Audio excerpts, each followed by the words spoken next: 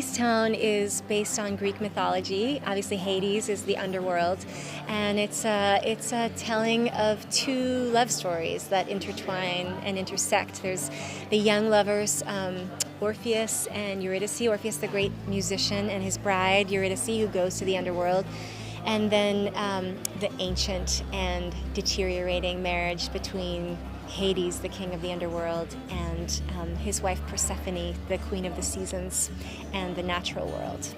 That music is the first thing I fell in love with about this, in addition to Anaïs as a human. And I wanted more than anything to make a visual world that was as rich and detailed as her score with Michael Chorney and Todd Sikafus's orchestrations was. And I think that it feels like we have really begun doing that. That feels, I'm very proud of that.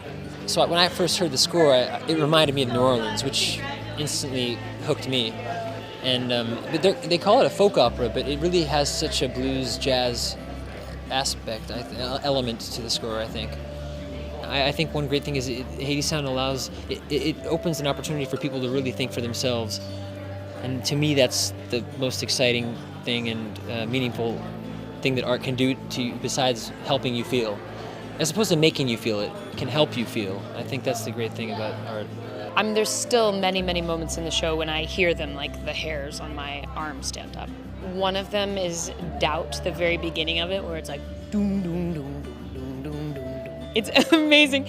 You're like, good luck, brother. Like, you know what I mean? It's so clear what's about to happen, and that's when it starts to feel like a horror film a little bit. I was very telling to do the show in other cultures because we learned a lot, you know, because you're like, oh, interesting, this doesn't land here. So I'm excited to bring it home now that I feel like I understand it more deeply in some ways, having to have done it in other cultures. I think they're expecting A and they're going to get B, C, D, E, F, G, H, I, J, K, L, M, N, O, P. And that's what I'm excited about. This amazing masterpiece that's been in the works for years, over a decade now. And now that we have all the pieces together, it's caught on fire. It sounds like you've heard it before because you felt it before. It is really satisfying that Broadway has come back to me, and that has been such a confirmation for me because I am the grandfather in this company in terms of chronological age.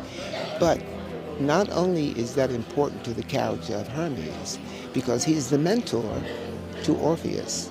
And what's on the page here is a man who is desperately in love with his wife and trying to find his way back, and has taken the wrong road.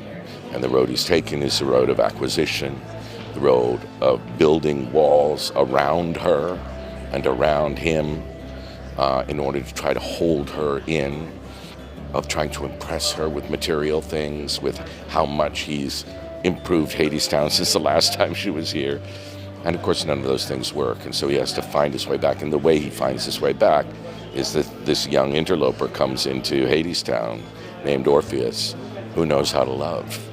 And he observes Orpheus, and in that way, he finds his way back.